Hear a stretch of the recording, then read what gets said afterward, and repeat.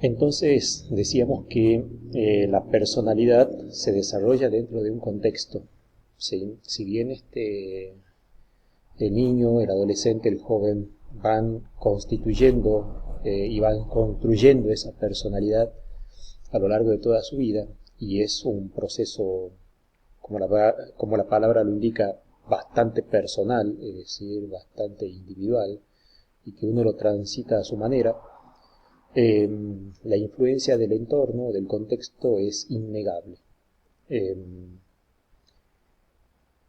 la mano o la influencia, la presencia de los otros en ese proceso va a influir en la constitución de esa personalidad de una forma o de otra, ¿sí?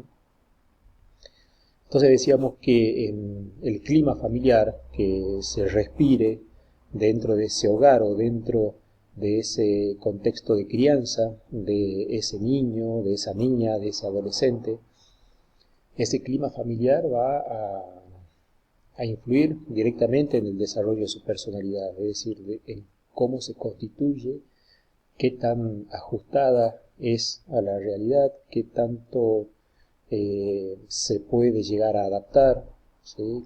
Eh, qué nivel de sanidad tiene esa personalidad también, o de ajuste tiene esa personalidad, y de qué manera esa personalidad le permite adecuarse a su entorno y desempeñarse de una manera exitosa dentro de ese contexto, ¿no es cierto?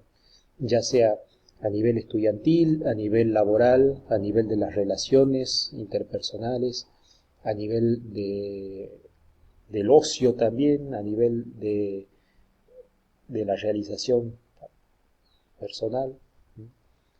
Bien, eh, entonces, dentro del clima familiar tenemos que destacar esto, ¿sí? El adolescente va experimentando una demanda de mayor autonomía. ¿Sí? Y esto es una realidad que hay que acompañar, es decir, tanto los padres como también los docentes debemos acompañar esto, otorgándole la confianza necesaria para que pueda eh, de a poco, asumiendo esa autonomía y asumiendo el criterio para hacer uso de esa autonomía de una manera racional, de una manera criteriosa, de una manera adecuada, ¿no es cierto? Porque bueno, la autonomía no es solamente el liberalismo de hacer lo que se quiera, sino también de poder asumir la responsabilidad, ¿no es cierto?, de las decisiones que se toman. Entonces, eh, la familia debe, de alguna manera, acompañar esta expresión de mayor autonomía con una vigilancia, con una orientación, con la confianza necesaria para que puedan los chicos, en este caso, y las chicas, decidir, tomar decisiones sobre algunos aspectos de su vida también, poder expresarse, poder decir en algún momento, no quiero ir a ver a tal familiar, no quiero usar tal ropa, quiero hacer tal cosa, quiero salir a tal hora. Bueno, son cuestiones que lógicamente se tienen que ir también negociando, se tienen que ir razonando, se tienen que ir conversando fundamentalmente. Paralelamente a esto, ¿sí? Porque todo esto ocurre de una sola vez y si se quiere en forma eh, pausada, progresiva, pero a la misma vez también, existe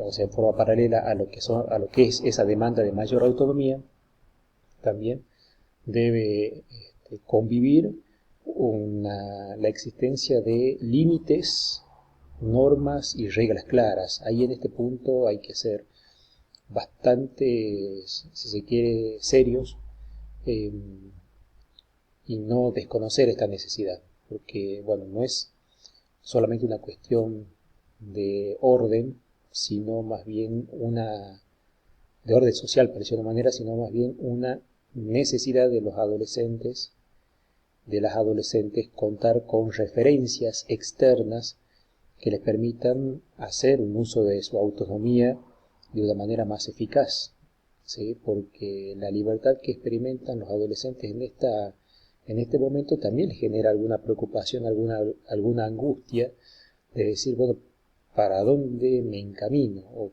qué es lo que me correspondería o lo que me convendría hacer, ¿no es cierto? Entonces, ahí en ese punto, es más que necesario el contar con esas referencias claras, y son las normas, son las reglas, y ahí en ese contexto el adolescente necesita reglas claras, no reglas que se flexibilicen a cada momento o a cada rato. Sí, el adolescente en ese sentido es bastante, si se quiere, estricto o intransigente, ¿sí? Si uno una vez dijo una cosa y después se desdijo y dijo otra, el adolescente todavía no lo considera como esa posibilidad de cambiar que uno puede tener, ¿no es cierto? Sino que lo toma como una incoherencia. Más aún cuando nota incoherencias en los padres, en los adultos, en los docentes, que si uno dice una cosa y después no sostiene esa palabra, genera una falta de confianza y una falta de referencia de parte de ellos. Ya más adelante podrán saber y podrán entender que, bueno, hay veces que uno puede cambiar de opinión y de criterio, pero durante ese tiempo les gusta y se sienten cómodos cuando las reglas se mantienen, ¿sí? Se mantienen. Bueno. La existencia de lazos afectivos fuertes y de apoyo. Bueno, esto es en toda etapa de la vida, ¿sí? En toda etapa de la vida las personas necesitan contar con esas redes de contención, redes de apoyo afectivo, que les permitan transitar los momentos difíciles, ¿no es cierto?, de la existencia que nos toca atravesar, ya sea porque son situaciones normales de la vida, como la adolescencia, por ejemplo, que es un periodo crítico, o situaciones circunstanciales, como lo puede ser no sé, alguna enfermedad, algún accidente, fallecimiento de algún familiar, algún traspié en la escuela, algún examen desaprobado, bueno, al- alguna, algún rechazo, alguna decepción amorosa. Bueno, son situaciones en donde es necesario contar con, o por lo menos saber que se cuenta con alguna red de contención emocional, ¿sí? Entonces, ahí en ese punto, la familia debe demostrar esa disponibilidad, ¿no es cierto?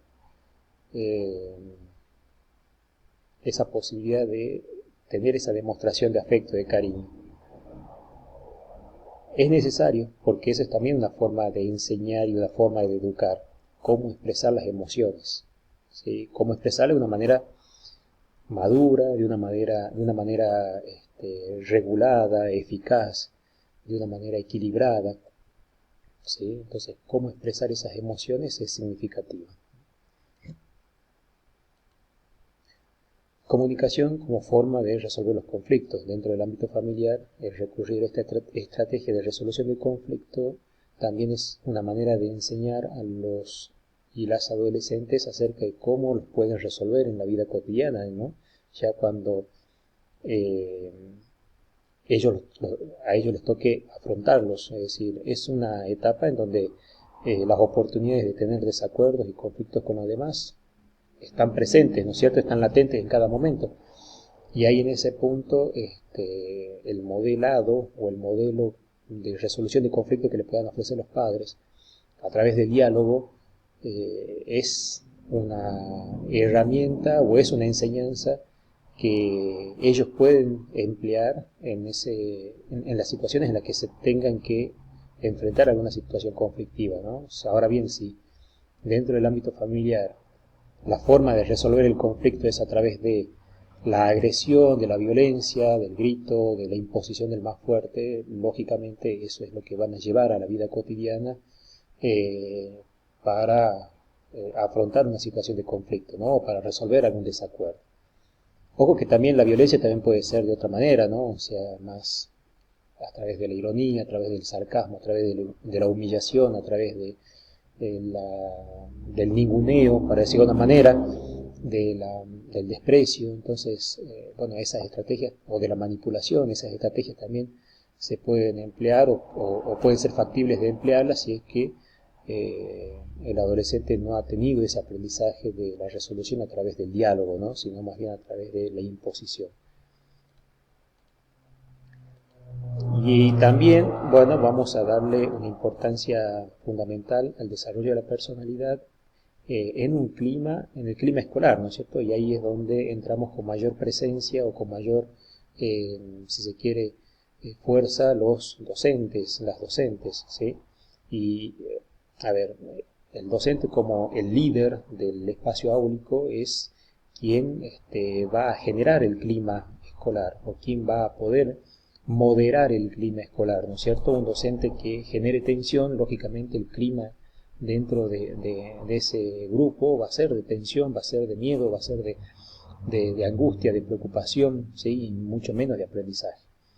Entonces no olvidemos que nosotros también, más allá de la materia que nos toque dar, tenemos la gran responsabilidad de contribuir a la formación integral de las personas. Y cuando decimos formación integral también estamos hablando de dar oportunidades de aprendizaje en relación a el modelado de la autoestima, de la personalidad, la posibilidad de generar en los chicos, en los alumnos, en los adolescentes, ese sentido de vida o esa construcción del sentido de vida, del proyecto de vida, la construcción de su identidad, de su autonomía, de la seguridad personal que le implica el poder ser de alguna manera independiente o que podría generarle esa condición de independencia el día de mañana, ¿no es cierto? Entonces, ahí será importante que podamos incluir actividades que les permitan a los adolescentes conocerse mejor a sí mismos y como grupo. Entonces acá es importante que podamos habilitar el diálogo o habilitar instancias de diálogo, ya sea individual o grupal, en donde se puedan hablar de estas cosas, porque generalmente, bueno, el adolescente tiene muchas dudas, tiene un mar de dudas y hay veces que recurre o a internet o a sus propios amigos para poder solucionarlas o responderlas. Entonces, la referencia que pueda tener un adulto responsable, en este caso un docente, para abrirse y prestar oído, ¿sí? Porque bueno, tal vez eso sea lo importante también, incluso que alguien los escuche, tome nota de sus pretensiones, de sus demandas, de sus expectativas, de sus necesidades. Bueno, eso ya se vivencia como una actitud importante del mundo adulto, como se vivencia como la sensación de que alguien los escucha, de que alguien les importa, y eso también es una retroalimentación positiva para ellos mismos desde su autoestima, ¿no es cierto? Sentirse escuchados y valorados por alguien. Proporcionar oportunidades para manifestarse como personas únicas y ser tratadas como tales, es decir, proporcionar la oportunidad de que ellos puedan hacer cosas por sí mismos también, ¿no es cierto? O puedan generar proyectos, generar ideas, generar acciones, ¿sí? Y bueno, se van a dar cuenta de que los adolescentes tienen mucho para dar, muchas propuestas para generar, ya sea para su propio grupo, para ellos, para la comunidad en general, y tienen mucha energía para ponerla en práctica. Diseñar actividades que desarrollen la autonomía y su autonomía y responsabilidad, permitiéndoles elegir entre diversas opciones. ¿Sí? Esto tiene que ver con la posibilidad de proponerles actividades, tareas que sean en donde ellos tengan que definir el modo de poder hacerlas, ¿no es cierto? Es decir, alguna actividad, algún trabajo, alguna investigación en donde ellos puedan elegir qué investigar y cómo hacerlo. Trabajar la autoestima positiva tanto individual y grupal, proponiendo tareas adaptadas a sus capacidades, ¿sí? Cuando ponemos actividades que tal vez no puedan llegar a cumplir, ya sea porque tal vez sus capacidades no les permiten, o tal vez sus recursos no les permiten hacerlo, entonces ahí, lógicamente, el golpe a la autoestima es muy, muy pronunciado y seguramente va a generar una autoestima baja, ¿no es cierto? Bien, y el material les propone también algunos tips, ¿sí? Yo les recomiendo que los lean, los vean, los pongan en práctica.